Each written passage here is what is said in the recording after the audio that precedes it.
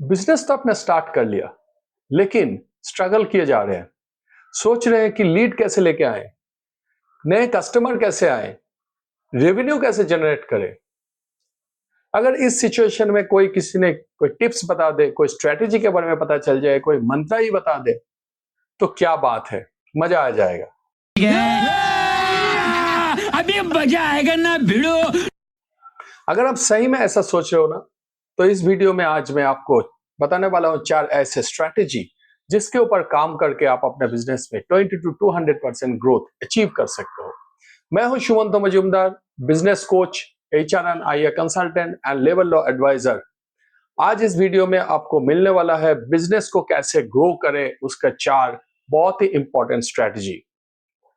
शुरू करने से पहले एक छोटा सा रिक्वेस्ट, अगर आपने अभी तक चैनल को सब्सक्राइब नहीं किया तो चैनल को काइंडली सब्सक्राइब कर दीजिए, और ऑलरेडी अगर सब्सक्राइब किया हुआ है तो वीडियो को लाइक और शेयर जरूर करें। To grow your business, the first most important area जिसके ऊपर आपको काम करना है, that is managing your people. अगर आप जॉब करना चाहते हो देन आप अकेला कर सकते हो, लेकिन if you want to do business then आपके साथ लोग होना चाहिए, आपके साथ टीम होना चाहिए जो आपके साथ कंधे से कंधा मिलाकर काम करेगा, आपका बिजनेस को आगे लेके जाएगा, क्योंकि बिजनेस आप अकेला नहीं कर सकते हो। तो लोगों को लेके काम करने का ये जो तरीका, लोगों को मैनेज करने करके काम करने का जो तरीका, this is called people management. How to hire good people, talented people in your business, how to motivate them, किस तरह से उनको एंगेज करके उनसे ज्यादा काम लेना और उनको आपके साथ आपका बिजनेस के साथ जुड़े रखना। This are all comes under the purview of people management skill. तो अगर आप इस स्किल को अच्छी तरह से सीख लिया और अपने बिजनेस में अच्छी तरह से इसको इंप्लीमेंट कर पाए, तो आपको बिजनेस में 20 to 200% ग्रोथ आपको मिलेगा। So to grow your business, managing people is very important. आप जितने अच्छी तरह से सीरियसली इस एरिया के ऊपर काम करेंगे, उतना ही लोग आपको बिजनेस को आगे लेके जाएगा और आप सक्सेस अचीव करेंगे। The second most important area जिसके ऊपर आपको काम करना है, that is sales and marketing. Now sales is everything, चाहे बिजनेस 10 लाख की हो या 100 करोड़ की। Without sales business can not exist. रोकड़ा ही है जो बिजनेस को आगे लेके जा सकता है। More the customer more the growth. Customer को लाने का जो तरीका है ताकि कस्टमर आपका प्रोडक्ट को खरीदे, आपका सर्विस को अवेल करे, इसके लिए कस्टमर को आपका बिजनेस के तरफ, आपका ऑर्गेनाइजेशन कंपनी के तरफ कस्टमर को लाने का जो तरीका होता है, दैट इज कॉल्ड मार्केटिंग। और कस्टमर एक बार आने के बाद आप अगर उसको प्रोडक्ट को सेल करते हो या सर्विस को सेल करते हो, देन इट्स कॉल्ड सेल।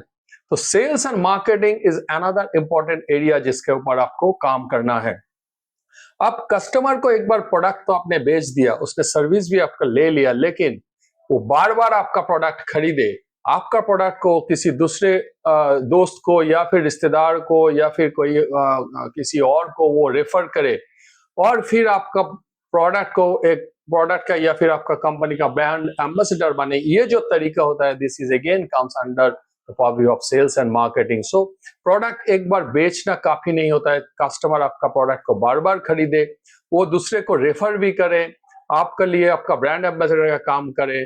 तो जितना अच्छी तरह से आप इस काम को मैनेज कर पाओगे, उतना ही आपका बिजनेस में ग्रोथ मिलेगा। So sales and marketing is very important area जिसके ऊपर आपको काम करना है। अच्छे लोगों को आपको सेल्स में हायर करना है, अच्छा स्ट्रैटेजी, मार्केटिंग स्ट्रैटेजी बनाना है। जितने अच्छी तरह से आप इसके ऊपर फोकस कर पाएंगे, उतना ही आपको बिजनेस में ग्रोथ मिलेगा। The third most important area जिसके ऊपर आपको काम करना है, दैट इज फिनेंस। अगर आप पैसा कमाना चाहते हो तो पैसे के ऊपर आपको कंट्रोल भी होना चाहिए। If money is coming into your business, then कहां से आ रहा है, कहां जा रहा है, कैसे खर्च हो रहा है, ज्यादा खर्च हो रहा है कि कम खर्च हो रहा है, ये सारे चीज को इंफॉर्मेशन आपके पास रहना चाहिए।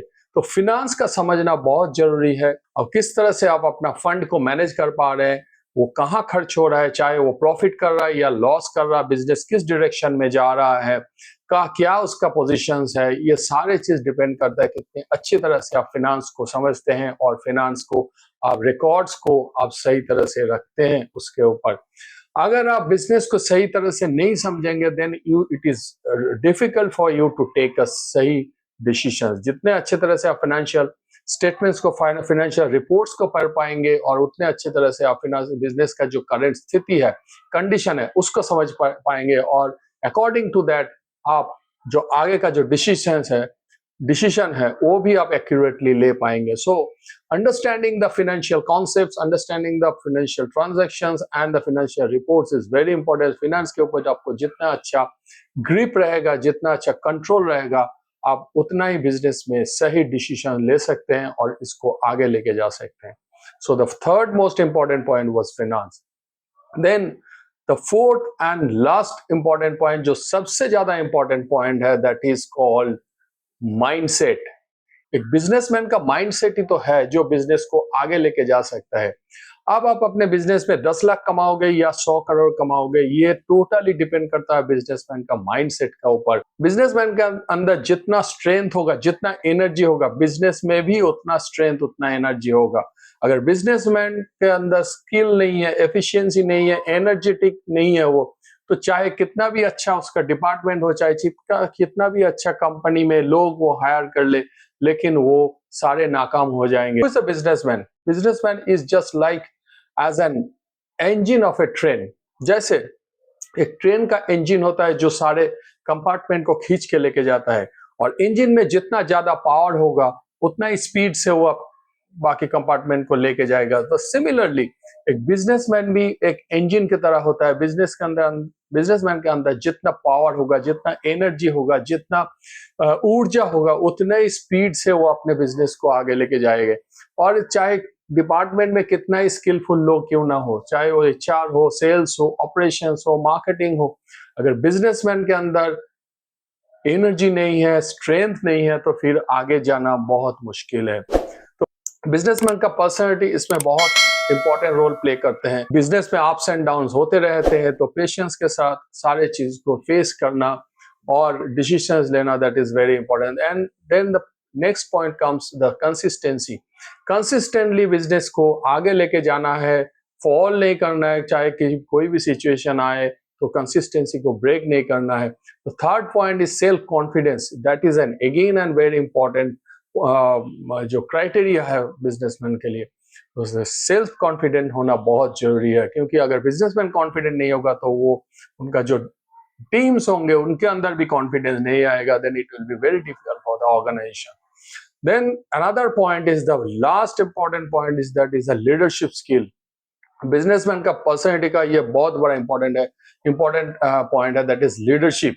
जितना स्ट्रॉन्ग लीडरशिप बिजनेसमैन का होगा, उतना ही वो अपना बिजनेस को सक्सेसफुली आगे लेके जा पाएंगे. कोई भी चैलेंजेस, अगर वो बिजनेस में बहुत सारे चैलेंजेस आते रहते हैं, बहुत सारे अप्स एंड डाउन्स, फॉल्स देखने को मिलता है, तो कुछ भी प्रॉब्लम आ जाए, बिजनेसमैन खड़ा होके बोलेगा कि yes, whatever has happened, so let's forget it, take it forward. मैं सारी जिम्मेदारी लेता हूँ, सारी रिस्पॉन्सिबिलिटी लेता हूँ और इसको आगे लेके चलता हूँ. तो ये जो स्ट्रॉन्ग लीडरशिप स्किल है, दैट इज वेरी इंपॉर्टेंट.